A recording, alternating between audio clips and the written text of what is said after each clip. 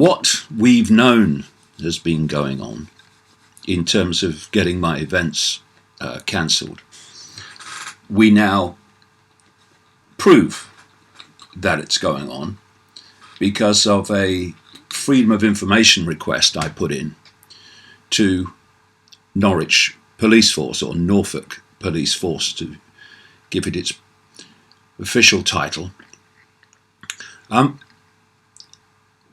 It's been clear for a long time that third parties that wish to silence what I'm saying and lie about what I'm saying to ensure that silence, or at least to make it more likely, have been working with not just the police, but with local authorities, local councils, to ensure that finding a venue to speak at is as difficult as possible.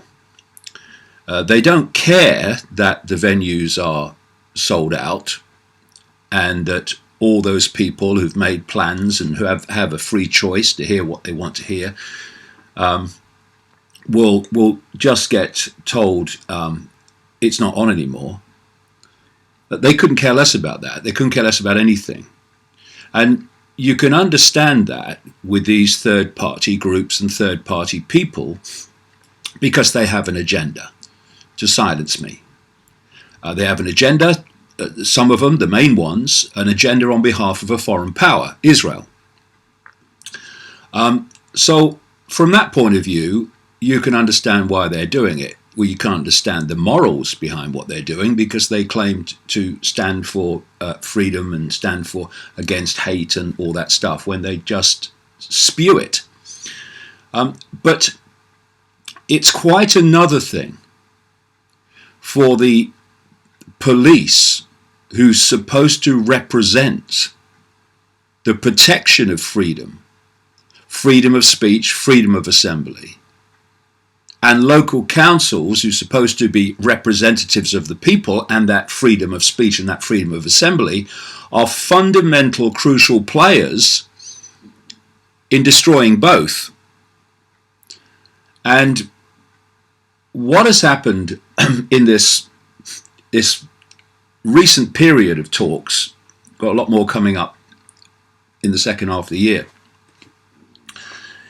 is that it's been obvious that on many occasions the police have been involved to warn venues that they shouldn't have me on.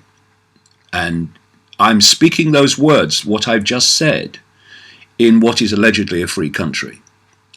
Leicestershire police were the most blatant, and if you go on to my YouTube channel, you'll be able to see video presentations of what happened in relation to Leicestershire police.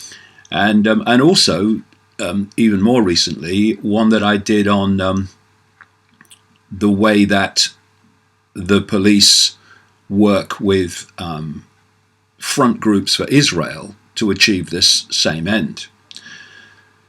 But it's been clear that this has happened in other occasions as well. And so what I've been doing, both with councils and with police forces, is making freedom of information requests for the correspondence between the police and outside parties, and within the police themselves, of communications relevant and regarding my events in their area. Now, Leicestershire police, who not only acted disgustingly in playing a crucial, fundamental role, pivotal role, in having a theatre that wasn't going to cancel in Leicester actually cancel. Of course, we found other venues, but they not only acted disgustingly, Leicestershire police, in relation to that, they've acted equally disgustingly in doing everything they can to avoid revealing, through the Freedom of Information Act, the correspondence they had with them, their own departments and officers and with outside parties regarding the background to why they approached this venue and what they said led to the event being cancelled. Leicester City Council rather, who worked with the police to stop the event happening, they have equally, disgustingly, sought to stop their correspondence coming out to me via the Freedom of Information Act. And they make various excuses, none of which are valid, because this week Norfolk Police responded to a Freedom of Information request from me that was the same, essentially the same as that to Leicestershire Police and Leicester City Council, but they couldn't find a reason to not release those documents, whereas Leicestershire Police and Leicester City Council are running round like the proverbial headless trying to find a reason. And I'm still waiting. They keep throwing the point of decision making further and further into the future. Also, another request under the Freedom of Information Act by someone else, not me, a little while ago, to Derby Police. Had Derby Police reveal documents of their communications between themselves and an organisation called the Campaign Against Anti-Semitism, the CAA, a ultra-Zionist hate group that has been fundamentally at the forefront of trying to get my meetings banned. And so Derby Police, and these emails, communications between Derby Police and the Campaign Against Anti-Semitism, by the way, were extremely revealing with their pally nature, and Derby Police going on visits to the CAA. But even then, Derby Police couldn't find a reason under the Freedom of Information Act law not to reveal them, but Leicestershire Police and Leicester City Council think they can. And also Essex Police, by the way. Essex Police, I know, have had a tremendous amount of interaction with the Campaign Against Anti-Semitism. But Essex Police too, another Freedom of Information Act request I made, are again doing everything they can to stop them having to reveal those communications. But I'm still on the case, and I will not give up. But let's look about now at what we do know, thanks to the Freedom of Information Act request documents that was sent to me this week by Norfolk Police, operating out of the central city of Norfolk, Norwich. And what they reveal is absolutely shocking. First of all, they don't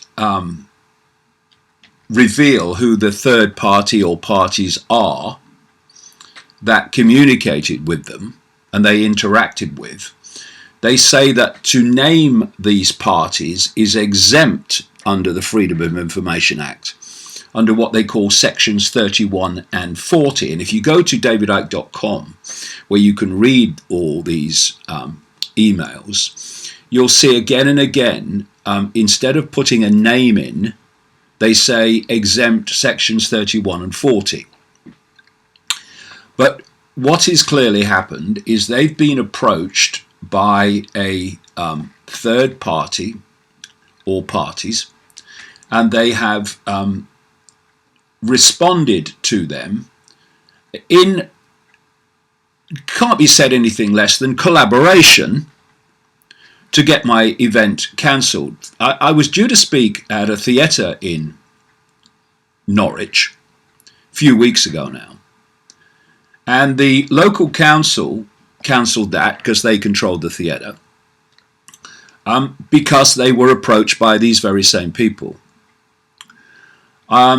We then found another venue, which was Norwich City Football Club. And that was going to happen until 48 hours before it was due to take place, with a sold-out audience, all arranged to come. That they couldn't care less. The public don't matter. The police are not there to serve the public. Some decent and genuine police officers might be, but the police as a profession, as an entity, are not there to serve the public. They're there to serve the interests of the system to which they are beholding, not least for their income.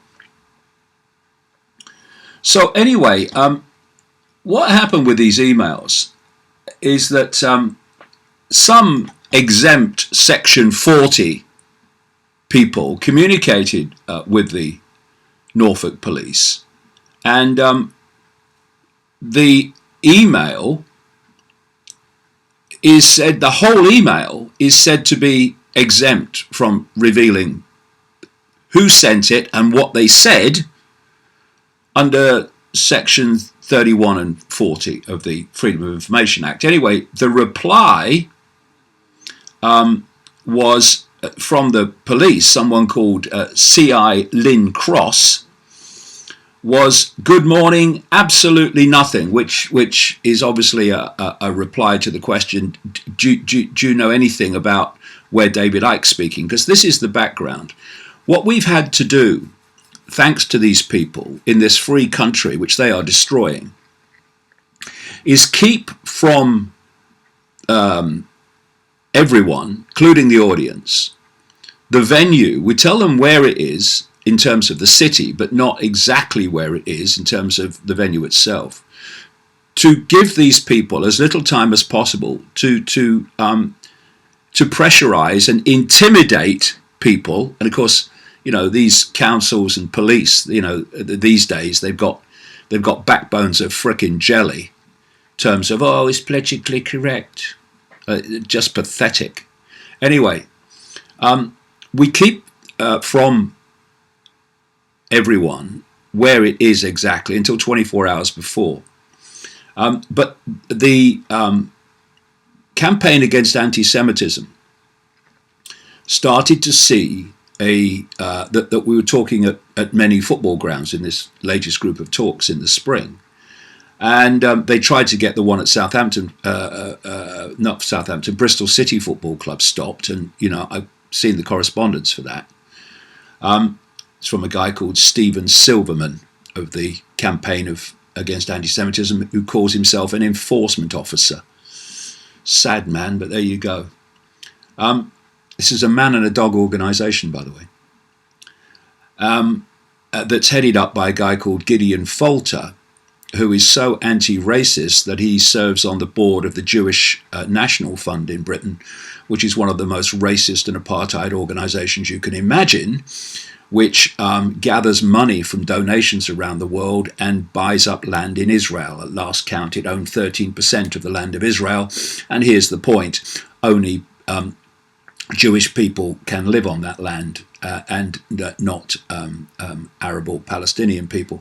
So it's extraordinarily racist. And here's this organisation, the Campaign Against Anti-Semitism, led by this board member in Britain of the Jewish National Fund, Gideon Falter, railing against how people must be silenced because they're racist. You couldn't make it up, but then again, you don't have to, because they make it all up for you. Anyway, this means that they don't know where the venue is. So before the theme became clear in the last lot of talks, that they were at football clubs, they were finding it very, very difficult to track down where I was speaking until it was over. So here they are in these emails or not necessarily the Campaign Against Anti-Semitism. I've given them the public opportunity to say it's not them or they have nothing to do with it. But certainly people that want to silence me, shall we say, contacted Norfolk Police and clearly asked them in this exempt email we can't see if they know where the venue is. And this CI Lynn Cross replies, "Good morning, absolutely nothing.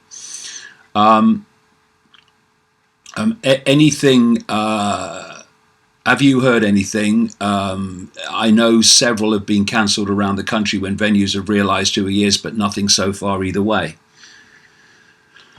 And then the next one is extremely sinister, because what's happened is this Lynn Cross has then sent out to a series of people an email, which people she calls Team, which says this: "Team, David Icke is reportedly holding an event in Norwich on the 30th of April 2018. Inquiries to date have failed to identify a location. Can you task your beat managers to keep their ear to the ground to see if they can identify any location? If you have not heard of him, David Icke is a controversial conspiracy theorist, and some of our communities, brackets who they are, exempt, section 31, in Norwich are very concerned about his messaging. He was previously coming to Norwich in March, but the council cancelled the event once they realised."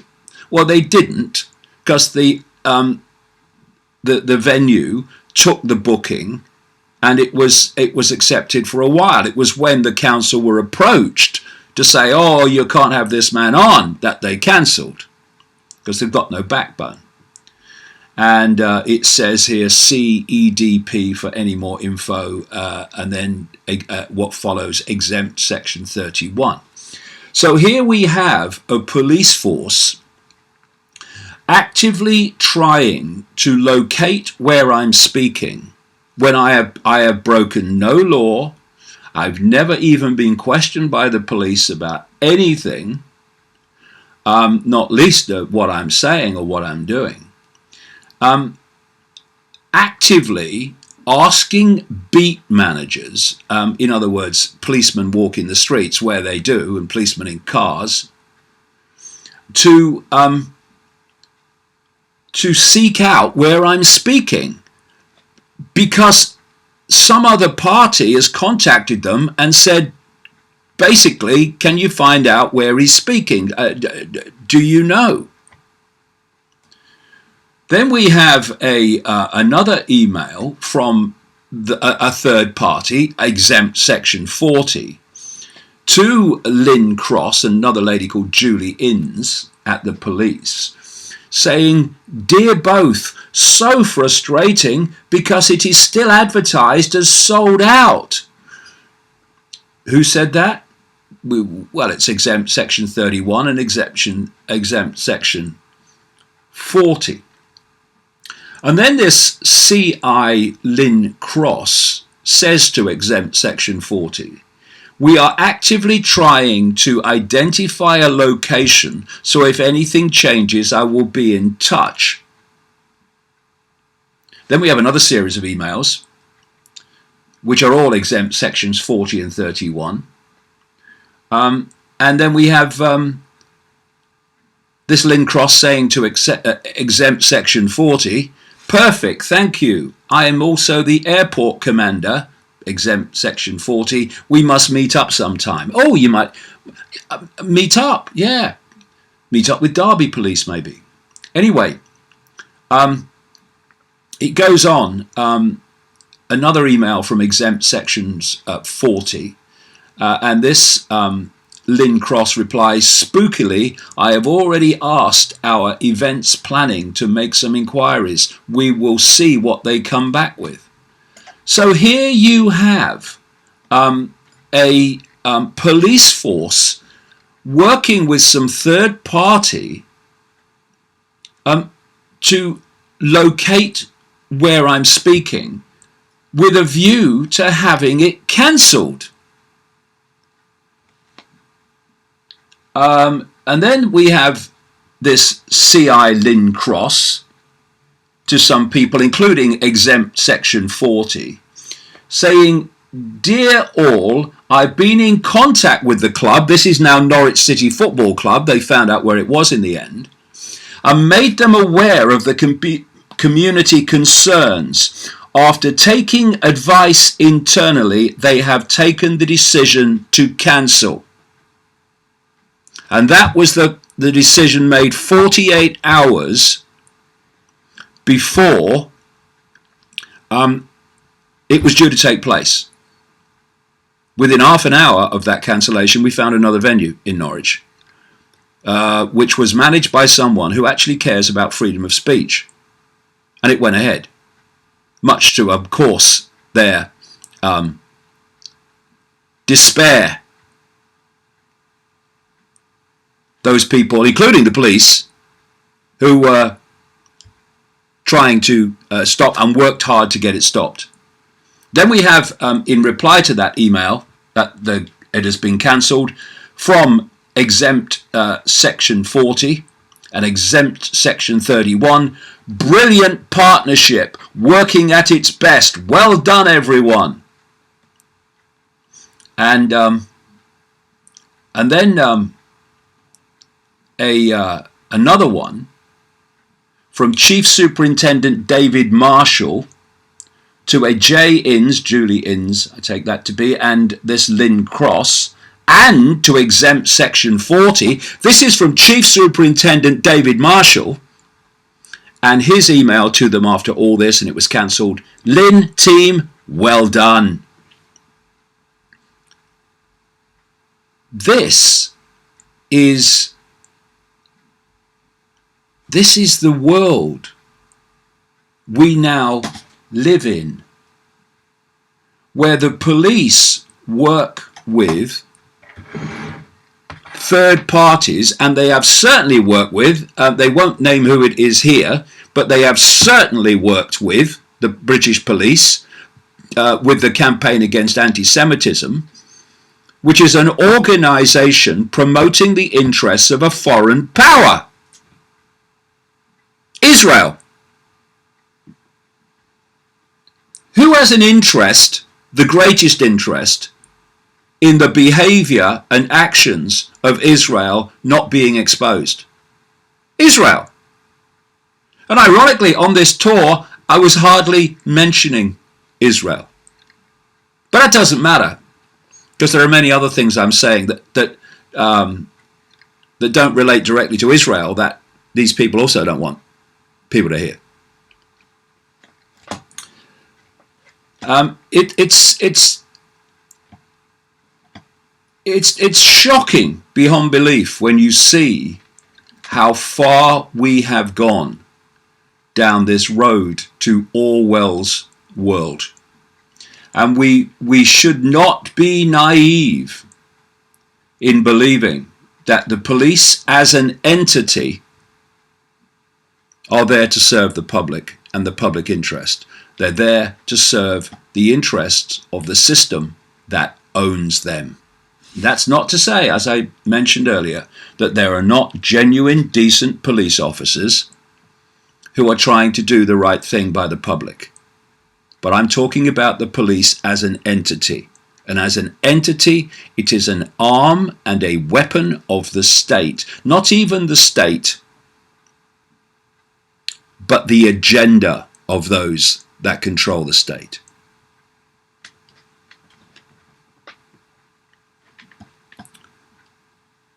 Now, here's the other side of the story. If you in any way question or criticize Israel, then you have to be silenced, because it's untouchable. Zionism is untouchable. Political philosophy is untouchable. What? But if you try to do anything on behalf of that which Israel doesn't like and doesn't want promoted, then you have to be, and it has to be, silenced also. And here we have a classic tale from this week. Paris suburb forced to remove signs naming street after Palestinian exodus following Jewish outcry. A Paris suburb was forced to remove plaques naming a local street after the 1948 Palestinian exodus and calling the first Israeli Prime Minister a war criminal. The signs sparked an outcry in Jewish groups and were later vandalized. But of course, vandalizing, that's justified if it's against what this minority wants. But anything that's vandalized of theirs is anti-Semitic and outrageous. Actually, both are outrageous, coming from a point of seeing everyone the same, instead of me is all that matters. The sign sparked an outcry from Jewish groups. Well, what the frickin' hell doesn't? A street in Bezons commune, a northwest suburb of Paris, was renamed Nakba Lane by its communist mayor, Dominique Lespard, on Monday. The word Nakba, literally translated as catastrophe, is used by Palestinians to describe the events of 1948, when hundreds of thousands of Palestinians fled or were expelled from their homes in the Arab-Israeli war. In memory of the expulsion of 800,000 Palestinians and the destruction of 532 villages in 1948 by the war criminal David Ben-Gurion for the creation of the State of Israel, read plaques in French and Arabic, referring to Israel's first prime minister. But the CRIF, which is the French version of the Anti-Defamation League and the Campaign Against Anti-Semitism, an umbrella group of French Jewish organizations, took to Twitter demanding the city authorities take down all plaques which encourage the current acts of anti-Semitic violence by trying to give them historic justification. Israel's ambassador to France, Elisa bin Noun, accused the city mayor of backing Palestinian terrorism, which she called shameful and unacceptable. What about killing children through a sniper's gun sight at long distance when they're no threat to anyone and armed by nothing? I mean, that could be terrorism, but no, this is the point. It's the whole point of what's happening with the police in relation to me and councils in relation to me. This is not a free country. Well, clearly, people wouldn't be subscribing to these videocasts every week, and if they realised it was. But the people in the country as a whole and the world as a whole needs to realise that these free countries aren't free. There is an agenda, and that agenda is fundamentally driven by emphasising one narrative, one information source, and suppressing increasingly blatantly another that would put the one they want people to believe in another perspective and another context.